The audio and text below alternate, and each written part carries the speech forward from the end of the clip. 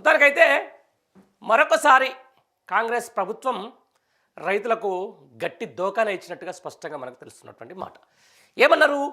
Municipal ఎలక్షన్ల ముందు సాక్షాత్తు ముఖ్యమంత్రే మున్సిపల్ ఎలక్షన్లు అయిపోయిన తర్వాతనే ఎమ్మటే మేము రైతు భరోసా వేస్తాము, ఆ రైతు భరోసా నిధులకు సంబంధించిన ఇప్పటికే పెట్టామని చెప్పేసి ఆయన స్వయంగా చెప్పిన మాట. ఆయన తర్వాత కొన్ని పేపర్లలో కూడా ఇప్పటికే కొన్ని అప్పులు తీసుకొని వచ్చారు, ఒక 9,000 కోట్లు రెడీగా పెట్టారు. ఇక రైతు భరోసా అనేది ఒకటే కాలంలో పడిపోతుంది అందరికీ.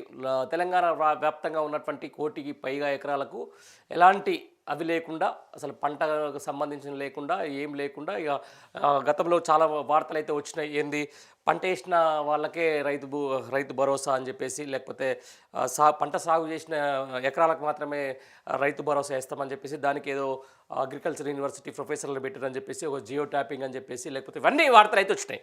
వచ్చిన నేపథ్యంలో ఇక వేరే పత్రికల్లో కూడా వచ్చిన వార్తలు ఏంది, రైతు భరోసా ఇక పడిపోతుంది, రైతు భరోసా ఇక 17వ తారీఖు రోజే పడుతుంది అని చెప్పేసి కూడా పేపర్లో వచ్చినటువంటి మాట. కానీ సడన్గా ఈరోజు రైతు భరోసా మీద ప్రభుత్వం యూటర్న్ తీసుకుంది. అంటే ఇప్పుడు రైతు భరోసా పడట్లేదు, ఎందుకంటే వీళ్ళకు ఢిల్లీలో పంచాయతీ నడుస్తూ ఉంది. అంటే ఇక్కడ రేవంత్ రెడ్డి వ్యవహార శైలి, ఆయన తీసుకొచ్చినటువంటి హైడ్రానో, లేకపోతే గాంధీ పేరిట విగ్రహం పేరిట ఒక 500 నుంచి 1000 కుటుంబాలను చిదివేసే కార్యక్రమము, లేకపోతే తెలంగాణలో ఆంధ్రాకు సంబంధించినటువంటి పార్టీ జపాలో, లేకపోతే ఇక ఇష్టానుసారంగా వ్యవహరిస్తున్నటువంటి తీరు, తెలంగాణ ప్రభుత్వం చేస్తున్నటువంటి స్కాములు, ఇక్కడ ఉన్నటువంటి నాయకుల మీద వస్తున్నటువంటి ఆరోపణల నేపథ్యంలో ప్రస్తుతం అయితే ఢిల్లీకి రాజకీయం అంతా కూడా మారింది. ప్రస్తుతం అక్కడే ఉన్నారు, అక్కడే ఇక క్యాబినెట్ మీటింగ్లు కూడా అక్కడే జరుగుతున్నాయి, ఢిల్లీలోనే జరుగుతున్నాయి. మరి చూడాలి మరి ఏం కథో. అంతకంటే దరిద్రమైన విషయం ఏంటంటే, మామూలుగా బట్టి విక్రమార్క గారికి కొడుకు పెళ్ళి ఉంది త్వరలోనే. మరి హైదరాబాద్లో ఏం చేసినో తెలియదు, కానీ ఢిల్లీలోకి వెళ్ళి అక్కడ రేవంత్ రెడ్డికి ఆయన కొడుకు పెళ్లి పత్రికలు ఇస్తున్నటువంటి విచిత్రమైన సీన్లు అక్కడ జరుగుతున్నటువంటి పత. ఇక ఏదేమైనా కూడా రైతు భరోసా గురించి మనం మాట్లాడుతున్నాం. గతంలో రైతు బంధు, ఇప్పటికే దాదాపుగా 3 సార్లు రైతు భరోసాని పూర్తిగా ఎగ్గొట్టిన ఘనత రేవంత్ రెడ్డి సర్కార్ది. ఒకసారి కేవలం 2-3 ఎకరాల వాళ్ళకి వేసినట్టు గుర్తు, ఆ తర్వాత 2 సార్లు ఎగ్గొట్టారు. ఫస్ట్ టైం ఏదైతే నిధులు రెడీగా ఉన్న సందర్భంలో కూడా రైతు భరోసా వేయకుండా అప్పుడున్నటువంటి మంత్రి పెండింగ్ బిల్లులు క్లియర్ చేసినటువంటి సందర్భాన్ని కూడా మనం చూసినాం. ఆ తర్వాత ఇక పడతాయి అని అనుకున్న సందర్భంలో ఏమైంది, సడన్గా ఇప్పుడు కాంగ్రెస్ పార్టీకి జెడ్పీటీసీ ఎంపీటీసీ ఓట్లు గుర్తొచ్చినాయి. అది ఎట్లా ఎలక్షన్లు గుర్తొచ్చినాయి అనమాట. మనం మున్సిపల్ ఎలక్షన్లో చూసినాం ఎంత అధమస్థాయికి దిగజారి ఈరోజు రాజకీయాలు దిగజారినాయో. కేతనపల్లిలో చూసినాం మనం, జనగాంలో చూసినాం మనం, తొర్రూరులో చూసినాం మనం, అంటే ఇబ్రహీంపట్నంలో చూసినాం మనం.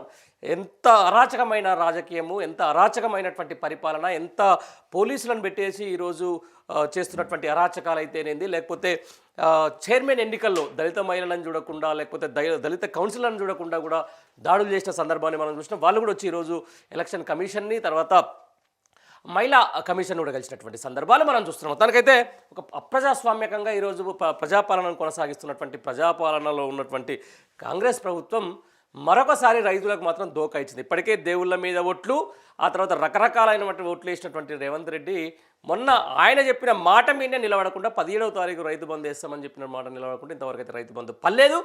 ఖచ్చితంగా జెడ్పీటీసీ ఎంపీటీసీ ఎలక్షన్లకు నోటిఫికేషన్ల కంటే ముందు నోటిఫికేషన్లు ఇక 2వ రోజు 3వ రోజు వస్తాయనగా, లేకపోతే వచ్చిన తర్వాత ఎలక్షన్ కూడా ఉంటుంది కాబట్టి అంతకంటే ముందే రైతు భరోసా నిధులు విడుదల చేస్తున్నట్టుగా మనకైతే ఒక వార్త అయితే అంతా ఉంది. దానికి మీద కూడా ఒక తర్జనాభర్జనమైన వాతావరణం ఉంది. ఎందుకంటే 9,000 కోట్లు దానికి కూడా అప్పు తీసుకొని వచ్చేసి కేవలం చెప్తున్నారు కదా, ఓట్లు వచ్చేటప్పుడే నోట్లు వస్తాయి.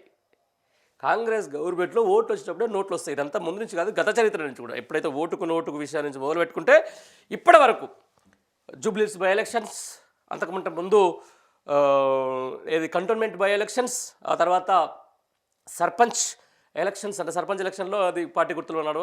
ఇక మొన్న జరిగిన మనం చూసిన మున్సిపల్ ఎలక్షన్లో ఎంత అరాచకమైన, 1-2 చోట్ల కాదు, మొత్తం రాష్ట్ర వ్యాప్తంగా ఏ విధంగా పోలీసు కవాతులు నడిచినాయి, అరెస్టులు నడిచినాయి. ఈరోజు అరెస్టులు తీసుకుపోయి ప్రతిపక్ష నేతలను జైల్లో వేస్తున్నటువంటి పరిస్థితి. ఇక అనైతికమైన చర్యలు, అనైతికమైన పొత్తులు, కాంగ్రెస్ బీజేపీ కలిపి మున్సిపాలిటీలు తీసుకోవడాలు, ఇక రకరకాలు జరుగుతున్నటువంటి మాట. కౌన్సిలర్లను మభ్యపెట్టడాలు, 3 కోట్ల రూపాయలు ఇవ్వడాలు కూడా. ఒక్క కౌన్సిలర్కు 3 కోట్ల రూపాయలు ఆఫర్ చేసిరట చెన్నూరులో, కేతనపల్లిలో.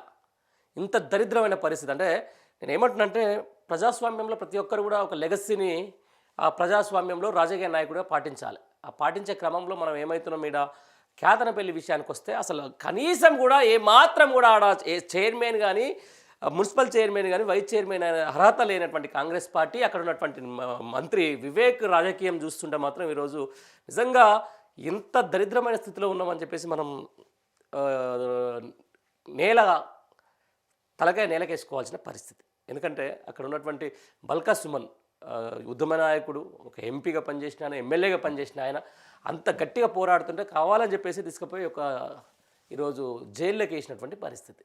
నిజంగా చెన్నూరు ప్రజలు, మంచిర్యాల ప్రజలు అయితేనేది, లేకపోతే కేతనపల్లి అక్కడ సంబంధించిన దాంట్లో ప్రజలు అయితేనేది చాలా అద్భుతమైనటువంటి తీర్పు ఇచ్చారు. ఇక మాకు ఈ ఎమ్మెల్యే వద్దు, మాకు ఇప్పుడు ఉన్నటువంటి ఎవరైతే మంత్రి వివేక్ వద్దని చెప్పేసి తీర్పును కూడా గౌరవించకుండా ఈరోజు ప్రజాస్వామ్యకంగా జరుగుతున్నటువంటి అక్కడ ఏదైతే ఈ మున్సిపల్ ఎలక్షన్ తీరును చూస్తే మాత్రం యావత్ సభ్య సమాజం తలదించుకోవాల్సిన అవసరం ఉంటుంది. రాజకీయం ఎంత దిగజారుతుందో, ఒక లెగసీ అని చెప్పుకొని, ఒక కాకా కొడుకులం అని చెప్పుకొని ఈరోజు రాజకీయం చేస్తున్నటువంటి వ్యక్తులు ఇంతకు దిగజారి ఏం ఇద్దామనుకుంటారు అనేది అర్థం కాని పరిస్థితి.